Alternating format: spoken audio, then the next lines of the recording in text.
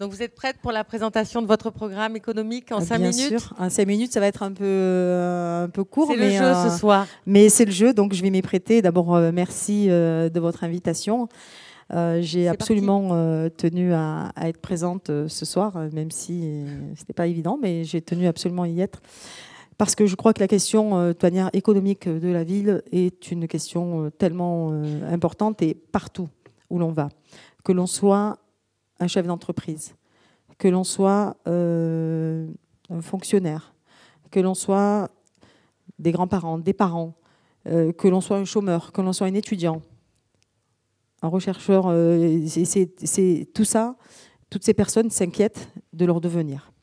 Et donc le monde économique est un monde qui fait vivre la ville. Et quand il ne va pas bien, la ville ne va pas bien. C'est pour ça qu'en ce qui me concerne, la question du volet économique, pour moi, il est important de créer avec le monde économique. Moi, je ne vais pas décider pour vous de ce qui va être le bien pour l'économie. Chacun son métier. Moi, je ne sais pas mon métier, l'économie. Mon métier, c'est ce que je veux faire, c'est être maire. Et être maire pour que la ville fonctionne, pour que la ville avance, pour que la ville ne recule pas. Et de faire de Marseille une vraie métropole digne de ce nom, qu'elle soit au niveau national, mais qu'elle soit aussi au niveau européen et au niveau international. Et c'est ça le rôle d'un maire de Marseille, c'est d'être je dirais le VRP de sa ville, d'être en capacité d'aller chercher des investisseurs, de leur permettre de venir, de trouver, quand ils s'installent à Marseille, de trouver des logements, d'avoir des écoles dignes de ce nom, d'avoir tout simplement des transports qui fonctionnent pour leurs salariés, de ne pas être obligés d'être dans la galère parce qu'ils n'arrivent pas à avoir le permis de construire en temps et en heure et comme il le faudrait. C'est tout ça, c'est-à-dire faciliter la tâche de ceux qui viennent investir dans la ville. Et surtout, quand ils viennent investir et qu'ils mettent énormément d'argent dans la ville, leur dérouler le tapis rouge. Il ne faut pas avoir honte de dérouler le tapis rouge aux entreprises qui viennent et qui osent apporter des choses à la ville de Marseille et surtout aux Marseillais. Je veux faire de Marseille une métropole euro-méditerranéenne, tournée vers la Méditerranée. Est-ce que vous trouvez normal quand même que le maire de Marseille, en 25 ans, ne soit jamais allé au Sénégal, ne soit jamais allé dans l'Afrique subsaharienne, l'Afrique du Nord? Ah, certes, on va à Miami, mais je ne crois pas que Miami soit l'endroit où on est finalement le plus, et donc économiquement, des choses à échanger. Moi, permettez-moi de me dire que tout simplement, moi, je préfère qu'on échange avec l'autre bord de la Méditerranée, parce que c'est là, même avec le Comore, essentiel. Est-ce qu'on va encore laisser les Américains, les Chinois, les Russes investir finalement tous ces pays, être présents dans tous ces pays, et alors que nous, Marseille, nous avons la chance d'avoir ici toutes les cultures, des gens issus de ces deux cultures qui sont en capacité justement d'être une richesse pour notre diaspora marseillaise qui a aussi une attache dans l'autre côté de la Méditerranée qui peut nous apporter énormément. Et ces pays n'attendent que ça, c'est qu'on le fasse à l'échelle tout simplement municipale. Parce que moi, je ne crois pas qu'on puisse faire ce genre d'échange à une échelle nationale, mais je pense tout simplement qu'on peut le faire à une échelle municipale. Donc, en termes économiques, il y a énormément de choses à faire. Il faut développer des emplois qui aujourd'hui n'existent pas. Il faut le dire, à Marseille, on ne crée pas d'emplois, on n'invente pas des emplois alors qu'on pourrait en créer, en inventer. J'ai été avec les chauffeurs de taxi, il y a plein d'idées qui ont émergé.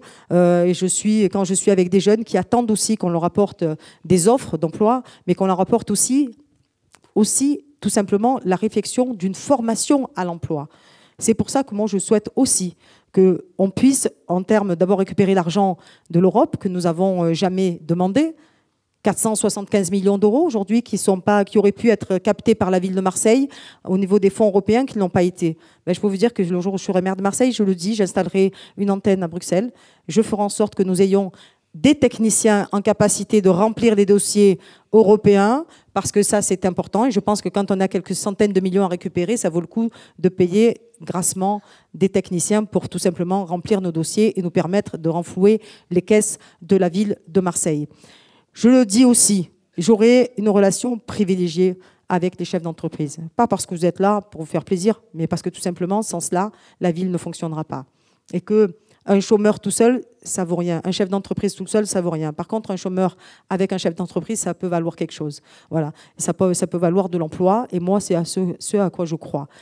Et je mettrai en place aussi, parce que là aussi, il faut qu'il y ait du lien pas seulement au moment du recherche d'emploi avec nos jeunes, des kiosques ados qui permettent tout simplement de faire une open data dans nos centres sociaux où chaque peut-être entreprise, et ça fera partie du travail qu'on aura à faire ensemble, vous apportiez toutes vos données, tout ce que vous avez quand vous cherchez un emploi, parce qu'aujourd'hui, malheureusement, le Pôle emploi, les services qui servent à cela, malheureusement, sont un peu dépassés aujourd'hui, que ce soit...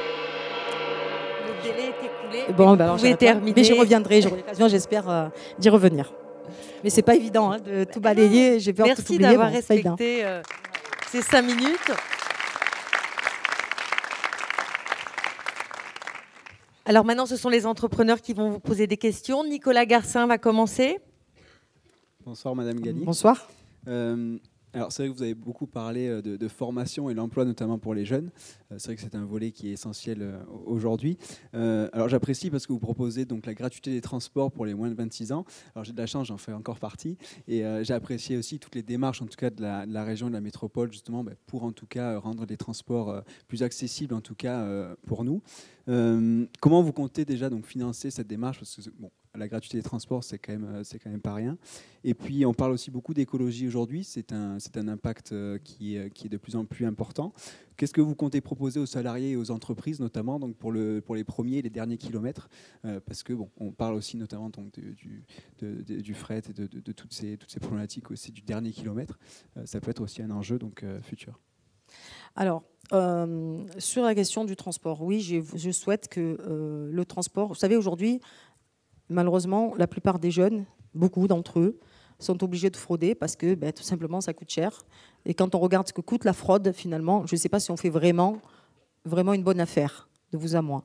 Donc, à la limite, de faire que tout simplement les jeunes, quand on est un jeune, quand on doit prendre le bus pour aller à l'école, pour aller en formation, recherche d'emploi, je ne sais pas si c'est... Moi, je pense que tout simplement, c'est justement quelque chose d'important à mettre en place pour permettre justement à chaque jeune de pouvoir être libre, de pouvoir ne pas avoir ce souci à avoir dans la tête. Il y a des parents qui font l'effort et qui essaient de faire l'effort de payer des tickets de bus ou des cartes de bus. Ça coûte cher quand vous avez 2, 3 enfants à la maison à malheureusement assumer des cartes de transport en commun. Donc je pense que ce point de vue-là, c'est des choses... Après, c'est un choix politique, hein, vous savez, ça c'est partie des... Il y a plein de choses que je ne ferai pas. Vous savez, par exemple, les vœux de fin d'année, enfin de début d'année, les milliardises, c'est pas grave s'il y en a qui ne mangent pas des milliardises, ça fera faire du régime. Voilà. Donc bon... Il y a plein de trucs, vous savez, ça coûte beaucoup d'argent quand on les cumule au bout de tout un mandat. Ça coûte énormément d'argent, des grandes fêtes. C'est comme ça que vous allez financer la mesure. Non, c'est pas comme ça. C'est pas comme ça, mais je le dis, c'était juste pour faire une petite boutade et d'expliquer qu'on peut trouver des économies là où on le souhaite quand on met des priorités. Quand on met une priorité, on dit que ça c'est une priorité, et on rogne ailleurs là où on considère qu'il y a du surplus ou en tout cas des choses qui ne nécessitent pas forcément du financement. Je l'ai expliqué. La question notamment quand on récupère de l'argent et qu'on renvoie de l'économie et on refait démarrer l'économie dans une ville, on ramène aussi de l'argent. C'est important parce que c'est pour ça que j'ai parlé tout à l'heure d'économie, de développer d'abord Marseille avant de parler du reste. Donc cette question du transport en commun, pour moi, notamment chez les jeunes, elle me paraît essentielle. Et c'est même un bien fait. D'abord, quand on voit malheureusement déjà le manque de transport que nous avons, c'est une façon aussi de pallier à cela. Sur la question du dernier kilomètre et la question environnementale. Je pense qu'il faut déjà éviter que les gros camions pénètrent dans la ville. Voilà. Aujourd'hui, on a des poids lourds qui rentrent dans la ville pour faire des livraisons. Il faudrait qu'il y ait des parkings relais avec des systèmes de livraison. Il faut qu'on réfléchisse ensemble. Et encore une fois, je n'imposerai rien. Je pense qu'il ne faut jamais imposer les choses. Moi, je ne suis pas, je vous l'ai dit, une femme de l'entreprise.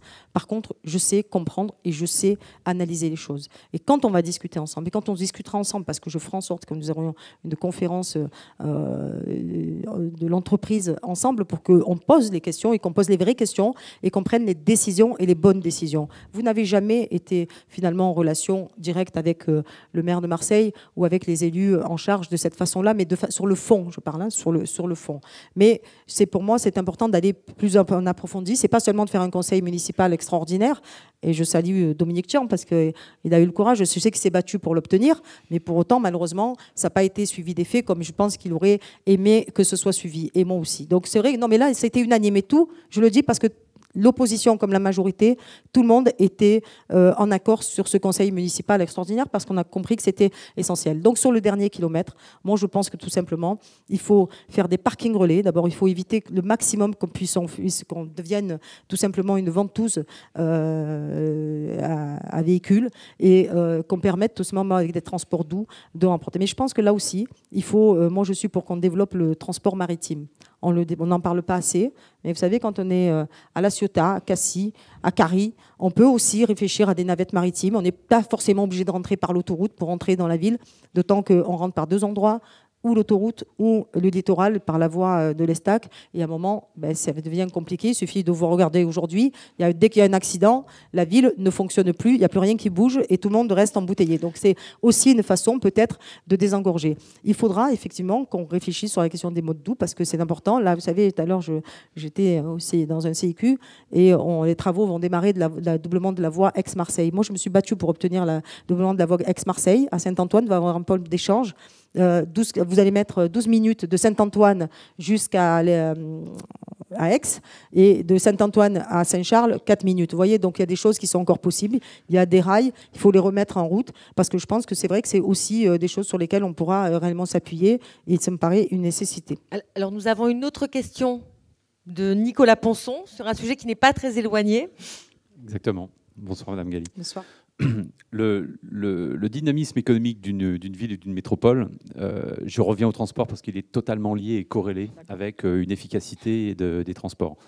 Donc pour moi, il me semble que une efficacité et aller vers plus d'efficacité des transports au sein de la métropole, c'est un des enjeux prioritaires pour des sujets économiques, mais aussi pour des sujets sociaux et écologiques. Il y a une mesure du pacte Éco 13 qui propose la gratuité des transports durant les temps périscolaires. Et ça pour désengorger la ville aux heures de pointe. Est-ce que vous y êtes favorable ? Écoutez, moi j'ai fait une proposition, je ne vais pas revenir sur ma proposition pour l'instant. Donc moi je vous ai dit que vous ne pouvez pas me dire d'un côté comment je finance ça et me demander un plus. Donc là j'ai dit que je ferai pour les moins de 26 ans. Chacun a le droit d'avoir aussi des idées. Je ne remets pas en question. Je dis juste que pour l'instant, on ne pourra pas faire la gratuité tout le temps et n'importe comment. Je le dis sincèrement, ça serait utopique pour l'instant parce que les financements de la ville sont ce qu'ils sont, de la métropole sont aussi ce qu'ils sont. Donc je pense que la question pour moi de la jeunesse est importante pour toutes les raisons que je vous ai données. Et ensuite, il faudra qu'on regarde point par point. Mais vous savez, si on m'avait écouté lorsque la métropole s'est faite, parce que c'est important peut-être de rappeler un peu l'historique. Et ici, il y a des personnes qui doivent un peu s'en rappeler. J'ai été, en tant que sénatrice, nous avions en 2008 demandé une réunion dans le cadre de la métropole. Et là, toutes les villes de France, il y avait Paris, Lyon et nous, on a été métropole parisienne, la nôtre, et le Grand Paris et Marseille. Et à ce moment-là, j'avais dit qu'il fallait demander de l'argent à l'État, qu'il fallait justement, avant d'aller se mettre autour de la table, dire nous on vient que si on a 3 milliards d'euros. Parce que les 3 milliards d'euros nous auraient permis de rattraper le retard que nous avions pris en matière de transport. Et que sans cela, alors certains se rappellent peut-être de mes propos, parce que certains m'avaient démenti, mais au final aujourd'hui j'entends, et quand je vois et je lis et j'entends de certaines personnes, je m'aperçois qu'ils disent exactement ce que j'avais dit, sauf que je l'ai dit 6 ans plus tôt. Donc si on avait fait ça plutôt que de discuter le bout de gras du mandat de chaque élu comme ça a été fait, c'est sûr qu'on aurait eu autre chose aujourd'hui. On aurait eu certainement 3 milliards d'euros. On aurait eu la possibilité de faire comme l'ont fait à Paris, le Grand Paris. Nous, on aurait fait le Grand Marseille. Ça n'a pas été le cas. Donc oui, il faudra demander à l'État aussi de mettre la main à la poche parce que l'État a du retard sur les financements en matière de transport. J'ai encore un peu de temps là. Oui, attendez. mais il y a encore une question. Bon. Que l'on puisse parler d'autres sujets. Non, mais j'ai demandé que quand même à l'État de rattraper le retard de l'argent qui ne nous a pas été donné parce que nous ne l'avions pas demandé malheureusement depuis des années aussi. Alors Nicolas Guyot, maintenant, va intervenir. Bonsoir, je suis hôtelier, donc le monde du tourisme, et c'est pourtant sur une autre question que je vais vous attirer.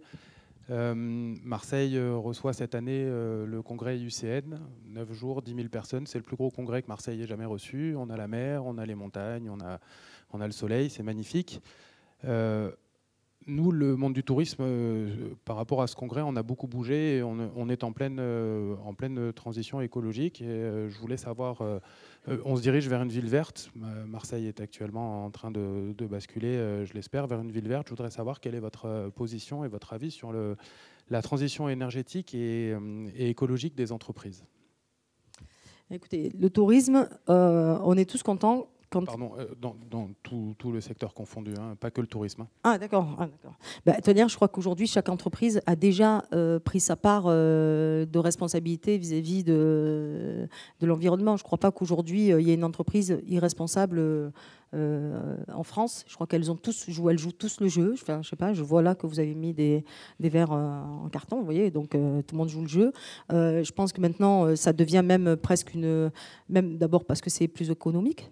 Voilà, je pense que c'est c'est à tout point de vue. Je crois que sur ce point de vue-là, moi, je crois qu'il n'y a pas de leçon. Moi, j'ai pas de leçon forcément à donner de ce point de vue-là. Je crois que les entreprises elles le font. Il faut les accompagner. Que le mouvement est pris de toute façon. Je pense qu'au niveau de l'entreprise, oui.